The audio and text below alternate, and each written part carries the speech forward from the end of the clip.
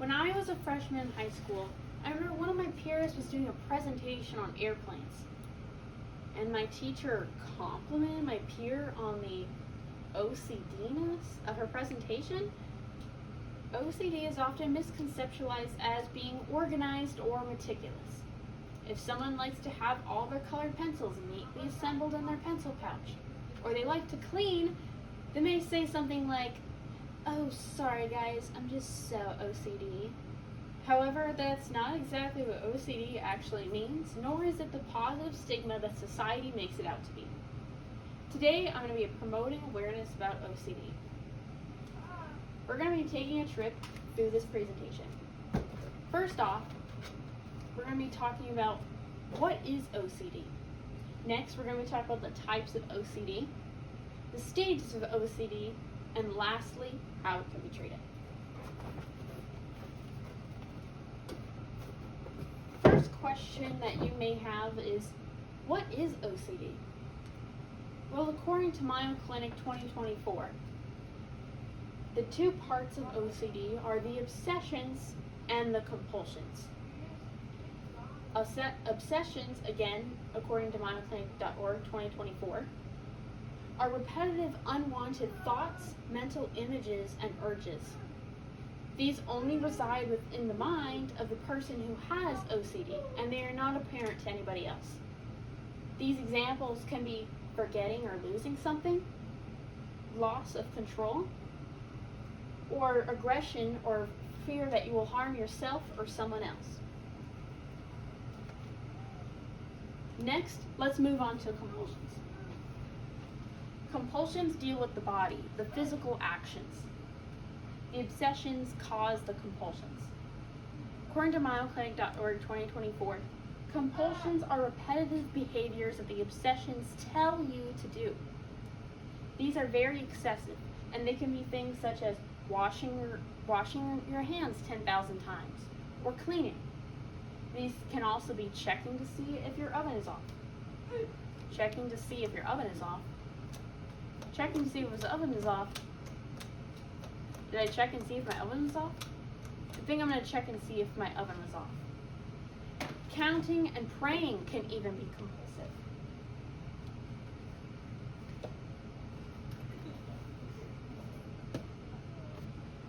Now, we're going to be talking about the statistics. 1 to 3% of the global population is diagnosed with OCD. That is 2.3% of adults, 1 in every 40 adults, and in children that is 1 in every 200. Now, there are various types of OCD: hoarding, relationship, suicidal, and contamination, which contamination is the most common type that the majority of people are familiar with. What is important to note is that the compulsions that your obsessions make you do are very time consuming. They take up a lot of time that could be better used doing other daily tasks.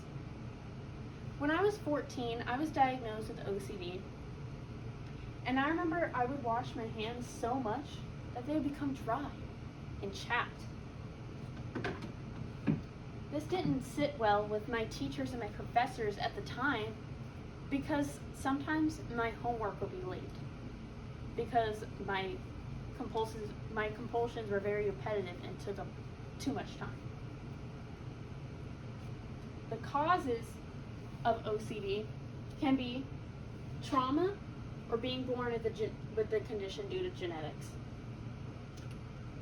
Now, you may have thought about my yellow arrow that I had on my previous slide that showed the cause and effect relationship between obsessions and compulsions, right? But it's not just a line. It's also a cycle, a circle, right? So, and at the center of this circle is fear, okay? Fear, for example, how the obsessions cause the compulsions. I'm going to give you an example so it makes more sense. An obsession would be something like, oh, I'm so scared to get myself or someone else sick if I don't wash my hands. I better wash my hands 10,000 times. That's an obsession that leads to a compulsion, which in turn causes relief, which you think would get better, but it's only temporary until the cycle continues and it gets worse and worse over time, making you feel trapped inside your own mind and body. Now you may be saying to me, Annika, these obsessions that people have sound completely illogical. And you're right, fear is illogical. According to a TED that I watched called You Are Wrong About OCD, it explains that those who have their obsessions that in turn cause their compulsions, they're aware that these are illogical and do not make sense. However, the problem is that the urges to perform these compulsions make it difficult to stop. Again, making you feel trapped and that there's no way out. Now, let's talk about the various stages and the cure of OCD. First off, there are the 3 stages: the mild, moderate, and the severe stages.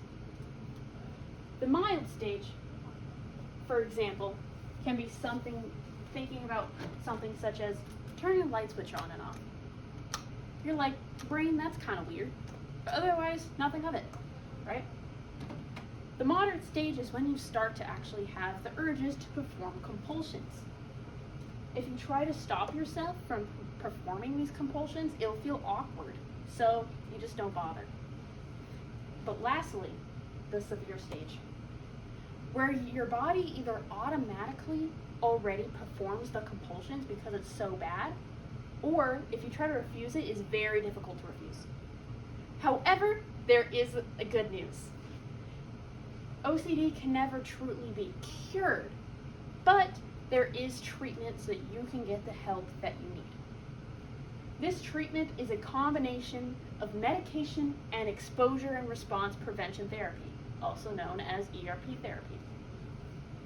The medication usually is administered by a psychiatrist, which gives you guanamine or fluoxamine pills. These pills help calm the obsessions within your mind, which in turn calm the compulsions as well. Now, back to ERP therapy. Again, these two work hand in hand, right? ERP therapy, according to the National Institute of Mental Health, they explain the definition of ERP therapy is practicing confronting the thoughts, mental images, and urges that cause you anxiety, and you're provoking those obsessions in a safe environment with your therapist. If neither one of these work, then brain surgery is done.